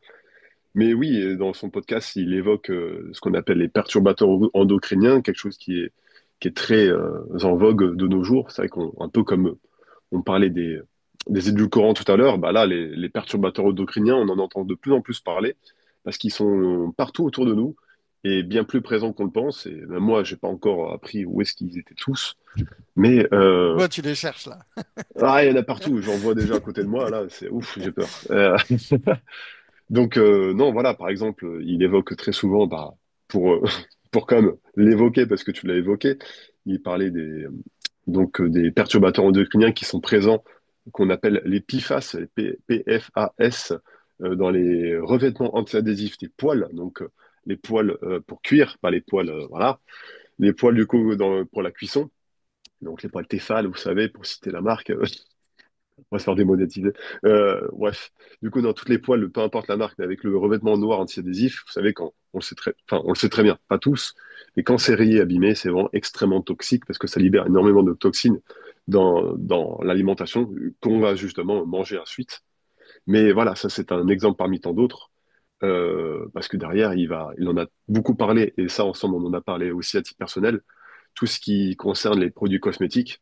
Ça, c'est vrai que j'en suis de plus en plus conscient aussi, et je fais de plus en plus attention aussi. Mais voilà, Et grâce à Yuka maintenant, aussi. Tu me disais que tu oui, bah voilà, utilisais Yuka et Yuka j'utilisais aussi, c'est Yuka pas que moi pour beaucoup, l'alimentation, c'est aussi pour les produits cosmétiques. Et si les exactement. personnes ne l'utilisent pas, vous serez surpris en scannant ne serait-ce que du dentifrice.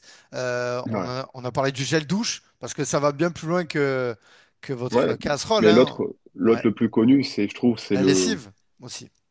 la lessive, ouais, pourquoi pas. Mais un autre, par contre, ça c'est plus connu, et ça fait déjà un petit moment, et ça, il y en a beaucoup qui en parlent parce que ils en ont fait du marketing dessus. Les déodorants. Pour les déodorants, du coup, c'est très souvent, ça fait déjà des années qu'ils en parlent comme quoi ils pouvaient potentiellement avoir des liens avec le cancer du sein chez la femme. Bon, après, derrière, dans tous les cas, là, on parlait des produits cosmétiques, pour revenir simplement résumé, mais il y a aussi bien entendu tout ce qui est produits ménagers, on va dire cosmétiques, alimentation. Tout ça, voilà, sont remplis, on va dire, de perturbateurs endocriniens qui pourront, on va dire, affecter beaucoup de choses dans notre corps, les hormones, etc. Donc, et provoquer des problèmes, des maladies à moyen long terme. Et il en parlait dans sa vidéo, comme la fertilité, voilà, la baisse de la fertilité qui pouvait être due à ça. Voilà, plein d'autres facteurs aussi, mais voilà, en partie dû à ça aussi. Voilà, donc le but, c'est pas non plus voilà, d'alerter tout le monde, de dire voilà, on va tous mourir, entre guillemets, mais c'est qu'aujourd'hui, il y a plein de petites choses qui nous entourent et qui font que si on les prend pas en compte, ben, euh, à la fin de la vie, j'ai envie de dire, on peut en payer un petit peu les pots cassés. Donc, il y a Mhm, autant sur la nutrition que sur le sport. Donc voilà, donc moi je trouve que c'était un podcast intéressant. Flo, je te remercie en tout cas d'être venu pour échanger avec moi sur la nutrition. Ça me tenait à cœur, tu vois, de partager un podcast comme ça, en mhm. sachant que c'est ton premier podcast et je t'ai trouvé très à l'aise. Ben, Mais, merci. mais, mais tu t'es déjà essayé à la salle avec moi, On fait les podcasts déjà. Ouais. on avait juste pas la caméra. Est-ce que tu aurais quelque chose à rajouter, un petit message à faire passer, quelque chose dont j'ai pas parlé, qui pour toi est important, Non, un message si que je tu parlais voudrais un peu de, véhiculer? bah, comme quoi, en fait, simplement, enfin, pour conseiller les gens, on va dire très simplement, on pourrait venir, bah, simplement, en fait, pour résumer un petit peu tout ce qu'on s'est dit, c'est d'avoir une alimentation variée, on va dire, avec des aliments non transformés, riches en nutriments, pour avoir voilà, qui sont pas des produits industriels, quoi. Ça, tout ça, essayer de, bah, réduire un petit peu, par exemple, tout ce qui est perturbateur endocrinien, pousser les gens à se renseigner un petit peu sur ce qu'ils consomment, ce qu'ils utilisent pour leurs produits ménagers, cosmétiques, etc. Ça sera pour éviter voilà tout ce qui est plastique, des produits ménagers toxiques ou quoi. On a parlé du sommeil, voilà, essayer d'avoir un sommeil de qualité en essayant de se coucher à des heures régulières, en essayant de réduire tout type de choses qui pourraient perturber notre sommeil, dans la mesure du possible en tout cas, parce que si vous avez des enfants en bas âge, c'est pas possible de venir s'en débarrasser. Ensuite, bah, forcément, avoir une activité physique régulière. Ça, Voilà, on en parlera. Je fais un ouais, petit teasing, mais ça. on fera un épisode hum, sur la, hum, voilà, sur l'entraînement. Voilà, j'aurais plein de questions hum. aussi à. Et là, d'ailleurs, c'est plus la casquette que tu as, voilà, qui est Oui, bien sûr, coach. ouais. Voilà, nutritionniste, c'est vraiment, j'insiste, c'est de par tes connaissances Ah oui, c'est et juste, ça, ouais, mes faut le recherches. saluer.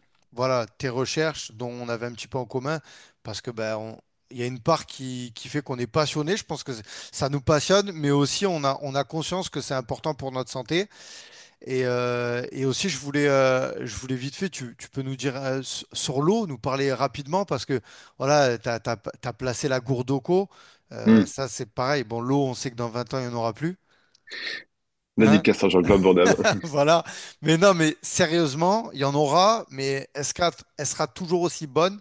Et en sachant que ça commence à de plus en plus à en parler, ben, on a pu le voir, hein, Bah, dans la vidéo avec Vincent. ouais, mais j'allais dire, on va prendre un cas concret. La salle à Saint-Maximin qui coule il n'y a pas Ouais, longtemps, il n'y avait pas d'eau. petite parenthèse. Il y avait que toi Je, qui je pouvais faisais- boire de l'eau.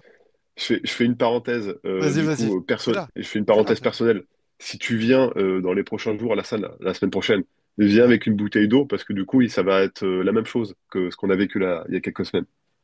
ok, Du coup, ça, c'est une petite parenthèse personnelle, mais il y aura peut-être, on sera peut-être encore obligé de couper l'eau pour les mêmes raisons.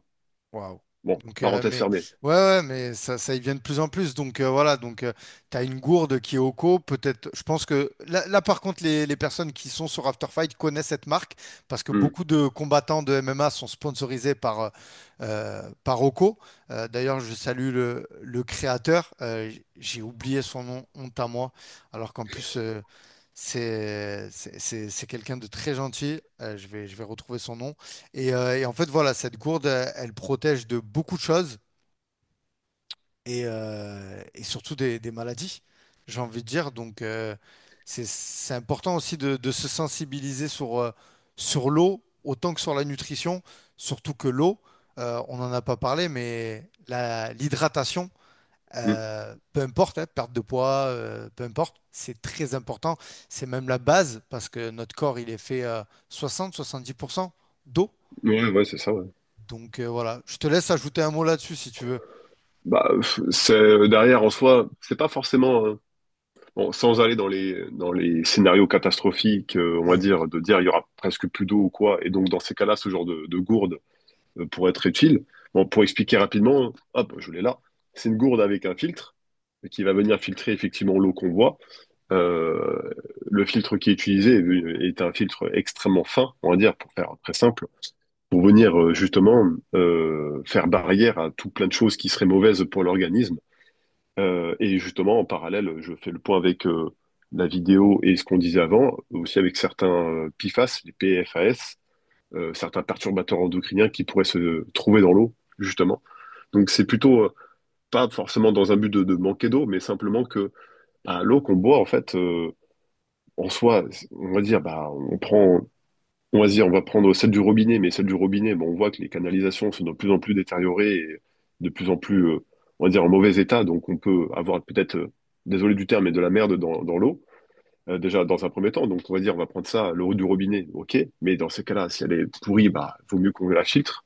C'est pour ça qu'il y a les Carafe Brita qui existent depuis très longtemps, par exemple, pour citer la marque. Mais, et de l'autre côté, on a aussi les bouteilles en plastique. On dit, bah, là, du coup, c'est de l'eau minérale ou pas, l'eau de source. Et là, dans ces cas-là, bah oui, c'est peut-être plus sain sur le papier, mais il faut voir dans le contenant dans lequel elles sont. C'est des bouteilles en plastique. Sans parler de l'aspect plastique de l'écologie, mais on en revient à ce que je disais juste avant avec les perturbateurs endocriniens. Le plastique en soi peut venir détacher certaines petites microparticules dans l'eau qu'on ensuite on va boire. Donc forcément, ça sera une autre source, mais qui sera pas forcément bien, bien bonne, en tout cas pour le corps finalement. Donc, c'est pour ça que ce genre de gourde, par exemple, existe. C'est pour le côté transportable.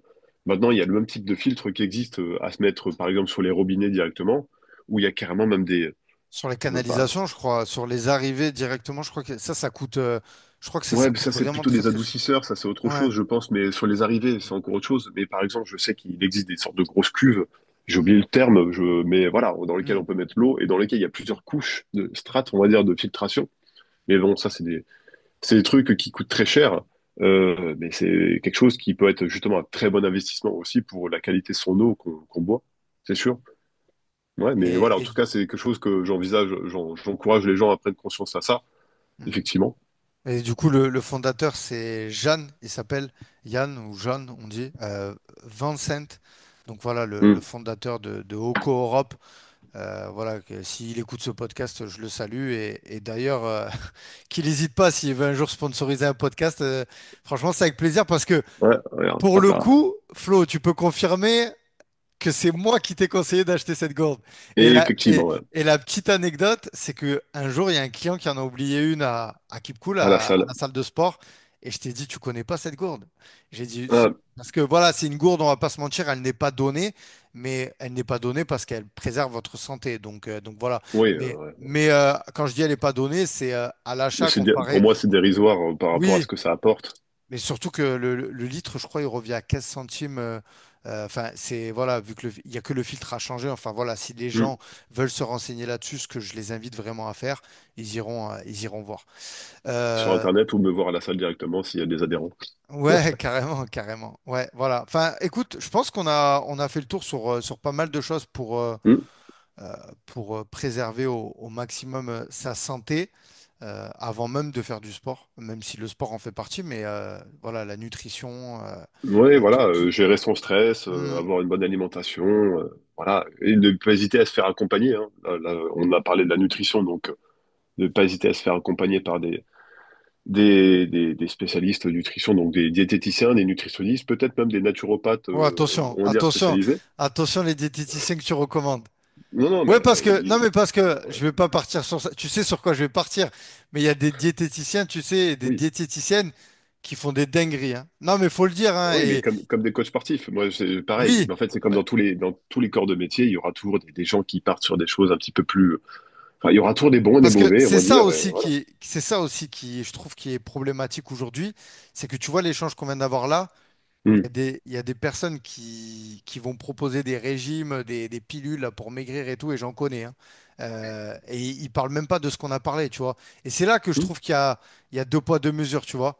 Donc voilà, c'est pour ça que c'est important d'écouter des podcasts. En plus, c'est gratuit et vous pouvez apprendre énormément de choses. Vous n'avez pas besoin d'aller payer euh, un nutritionniste, je parle, tu vois, qui va vous vendre un régime comme j'aime ou je sais pas quoi, là. Tu vois que ça servira à rien. Non, mais Ah, c'est tu vas un vrai. peu dans les extrêmes, mais oui, Non, mais je mais comprends. faut Ouais, dire les choses, faut dire les choses. ouais, Mais je comprends, mais tu ouais, il vois faut là où je savoir voulais. trouver les personnes adéquates. Ouais. Après, moi, attention, hein, c'est pas mon métier, je suis pas coach de sport, donc je récupère pas des gens qui ont subi des régimes. Et derrière, c'est plutôt les personnes comme toi qui sont compétentes, qui se sont formées, qui en payent un peu les pots cassés. Et on en viendra quand on parlera justement de l'entraînement, Hmm. sur comment s'entraîner en salle de sport. On parlera un petit peu aussi de l'évolution de Keep Cool. Peut-être ça peut intéresser. Je trouve qu'il n'y a pas Hmm. vraiment d'ambassadeur de Keep Cool dans le fit game. Ça peut être intéressant d'en parler, Flo. En plus, tu Hmm. prends ton temps, donc je te remercie. Non, avec Euh, plaisir. voilà le mot de la fin, moi, que j'ai envie de passer aux gens qui seront arrivés jusque-là, c'est prenez soin de votre santé parce que personne ne le fera pour vous. Et c'est très, très important. Voilà. Bah, écoute, merci en tout cas, Kevin, de m'avoir invité et de m'avoir laissé cette chance de m'exprimer. Et donc, bah ouais, en tout cas, merci beaucoup. Et voilà, je conseille aux gens de se renseigner, d'être curieux, donc d'écouter ce que je dis, certes, mais de prendre ça avec un esprit critique. Donc c'est pour ça, c'est d'écouter un peu partout et de se faire un peu son propre avis, sa propre expérience, c'est ce que je fais en tout cas depuis très longtemps. Mais voilà, d'être curieux, d'avoir un esprit critique. Voilà, c'est la fin du podcast. Donc, comme je vous l'ai dit, c'était un podcast, j'ai envie de dire, un petit peu hors série parce que bah, on n'a pas forcément parlé de sport de combat. Forcément, le but de ces podcasts, c'est aussi d'élargir un petit peu l'audience. Et aussi, c'est une passion qui m'anime. Et puis, j'ai aussi joint l'utile à l'agréable parce que j'ai passé un très beau moment avec Florian. Donc voilà, n'hésitez pas à vous abonner à la chaîne si vous découvrez la chaîne, à liker la vidéo. Et je vous dis à très très bientôt pour une prochaine vidéo.